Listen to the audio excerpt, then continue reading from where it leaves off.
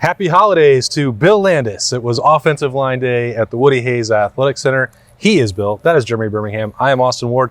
And probably we're out of here. Bill, enjoy the show. Yeah, solo show for Bill. Some Snappy J's with Bill Landis. Snappy B's. Doesn't have quite the same ring to it, but no. Let's try it. You know the J's for judgment, right? Now for Jeremy. Oh, I thought it was. It's not. No. So Well, Snappy B's can be Snappy Burps. that's true. And Austin's out of here. I'm out. I got no B's. Snappy Dubs. I do have a J in the middle. There you go. Okay. Offensive lineman. Go. I think they're going to be good now. Okay. I think Come around? Yeah, I feel like that happens every time we. Have you ever spoken that fast before? I don't know what just happened there. That was Yeah, sometimes when I get excited at the you're like, oh, I don't think they're going to go down. the pace picks Talking up. like a rooster. First of all, Well, that was a turkey sound. Yeah, I don't know turkeys. my voice didn't sound. I would have spoken fast, but it didn't sound like that. Didn't sound like Mickey Mouse. No. This guy. They're very confident, which I guess isn't surprising. It's a good thing that they are, but like Josh Frye was asked, like, you guys are considered a liability on this team. Like, do you think you've answered that bell already? He's like, we have, and it's on the tape. And then Carson Hinsman's like, I think we're going to win the Joe Moore Award this year. And maybe that's taking it a step too far, but we've seen 2 practices, and it's been a little bit of a hodgepodge. So I don't know if we've been able to get a good feel for what's happening there. But as we've said, like the first team offensive line, people we think are going to be the first team offensive line seem to perform the best we've seen them perform as a unit in that practice last Friday. And then these guys are walking out here now saying, like, we think we're playing pretty well against what we all expect to be a really good defensive line. So I can only find that encouraging. There are still questions, like no one has announced starters. I'm a little concerned about what's happening at left tackle, I suppose. But as a collective unit, it does seem like they're making strides, which is good. Concerned because, as Josh Simmons told us today, he's never played left tackle in his life prior to when he revealed that little bit of information in the conversation, I was Did you gasp? I audibly gasped. I was like, oh no, that doesn't sound right. But it's also, you have to trust the coaching staff and say they think this is the best spot for him. He seems to have taken to it fairly well. I mean, obviously enough that the Buckeyes are not pulling back and saying, well, we'll send Josh Frye back to left tackle and figure out right tackle, because left tackle does still feel more important, even though maybe not quite to the degree it used to be left versus right, as Justin Frye was talking about extensively today. But the bottom line is that you have 3 guys who are competing opposite Josh Frye for that spot, and I think the more competition you have, the more confident people are going to get, the better you're going to feel about it when it's decided. So Justin Frye didn't seem to have any sense of doom and gloom or worry about things. We talked to 6 different offensive linemen out here. I think we can safely, I don't want to say safely assume that's the top 6, because we didn't see Matthew Jones out here. We expect him to start, but that would be a shock if he didn't. But He's not a big interview guy, Matthew Jones. we've talked to him for 5 years. He didn't come out in the spring either. Yeah. Right? There's not a lot to discuss that we haven't discussed in the previous 5 You years. still good? Well, Cool. All right, we'll see you later. I did ask him about his cleats, and they are both the same size this year, Which is is key. the only information I cared about. So, I mean, I liked talking to Vic Cutler. I think it's great to hear from him a little bit more about his growth from the spring to now. He said that his family hates him because all of his family's in Detroit, and they're still all Michigan and Michigan State fans. And so he said he was concerned that his mom was going to show up in November wearing a green shirt when they play Michigan State, because that's her alma mater. So I bet she won't. he said if she did, that he was going to not claim her as his mother anymore. So that's a kind of a big moment. That got real, huh? Those are real stakes. But, overall, I like just the way the group is presenting themselves today. And that starts with Donovan Jackson, who is the unquestioned leader of this offensive line group. Rave reviews from Justin Frye, from Vic Cutler, from Josh Simmons, from everyone who's talking to them. Like, Donovan Jackson has really stepped up and become a vocal leader of this group, and they need that because there are so many questions. I went, after Josh Frye was done with his session, I bounced back and forth between him and other Josh, a.k.a. Jimmy, and got that little bit of gaspy insight into him not playing left tackle, and went to talk to Frye about things. Like, don't worry about it. He's been fine there. He's going to be good. I'm okay on the right side. That's going to be fine too. He's played there. So both of those guys are on the same page about that. Now, it was weird because Justin Frye didn't totally slam the door on the fact that maybe Josh Frye could go back to the left side. I think we're probably getting late into the game for them to still be flopping back and forth. And Ryan Day addressed your question on Monday saying, projecting it out, probably unlikely to move them again. So, like, that's what they want to do, and they have enough time to continue to rep that, and they feel confident, they're the ones that are invested in this personally, not me. So, and they know what they're looking at. So if Justin Frye, Ryan Day, Josh Frye, or Josh Simmons all feel like that's the right approach in the middle of August, that's what they're going to do.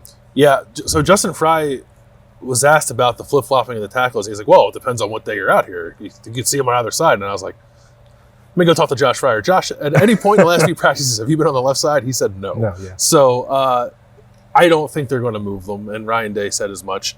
I had questions about whether or not Josh Fryer could play left tackle, and it wasn't that point blank I didn't think he couldn't do it. I just thought he was really good when he played right tackle last year, and the idea of moving him from that spot was a little I don't know, is that best for everybody?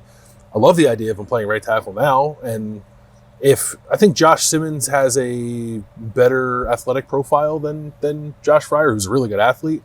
Maybe just a little bit better foot speed, movement skills. Like Josh himself said, I wish I could move like him. So if the thought is we put the guy that we know is not rock solid, but I think pretty close to that, in a spot where we know he's comfortable, bet on the athletic upside of the other guy at left tackle, I think that plan makes sense. Doesn't mean it's going to work, but it's probably what I would do. Not that that means anything. I think that's why when Ryan Day described this move, it's not to get ready purely for Indiana. It's a long-term projection, which doesn't even mean just Notre Dame or October or November. It also could mean Berm next year. Yeah, I mean, there is that. Both those guys have the opportunity to return a year from now. So, not to get too far ahead, but you want to build something long-term.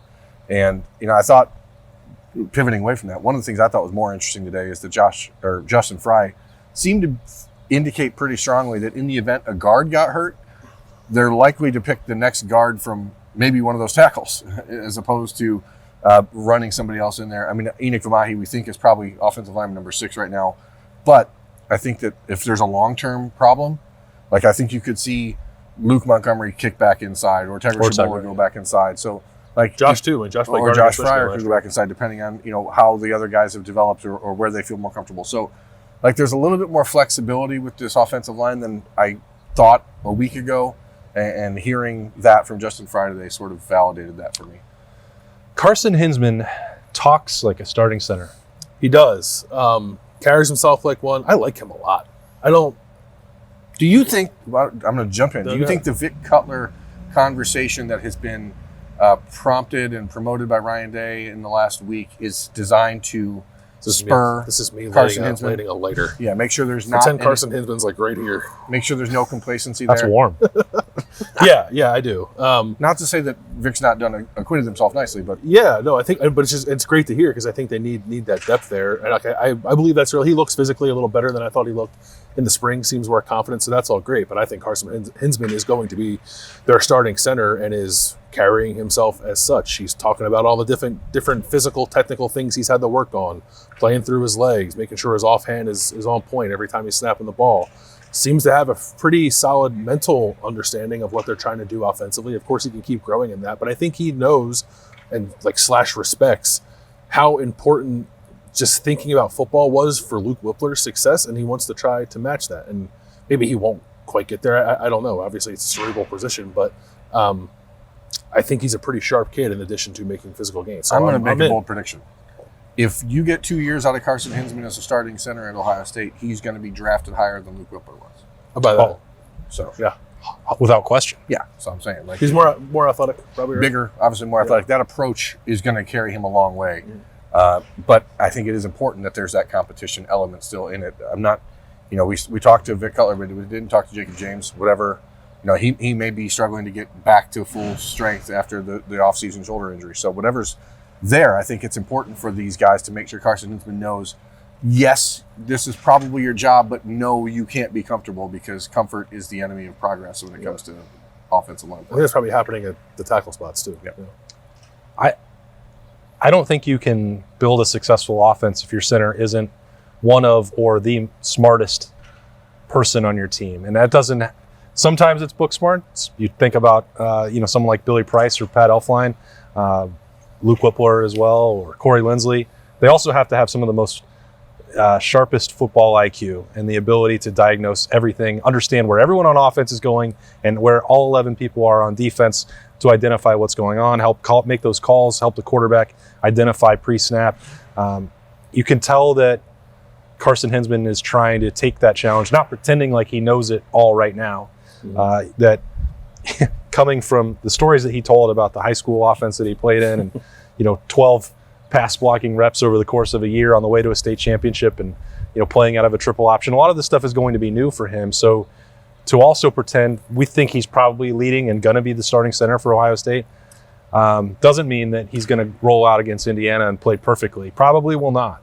No. And that there's going to be some growing pains, but that could be true at other positions as well. But you hope that with the work ethic he's shown and the desire to improve, that he can get through that relatively quickly, because then by week 4, that's going to be the real test. He said it was a year ago today that he snapped for the first time, which was in a scrimmage, and they put him on the first team offensive line, which is pretty mean. And he's talked about that a few times, talked about it again today. I think you're right. It was a good reminder of him saying that he's only been doing this for a year, but he was more or less the starting center for all of spring. I think he's probably mostly being treated like that now.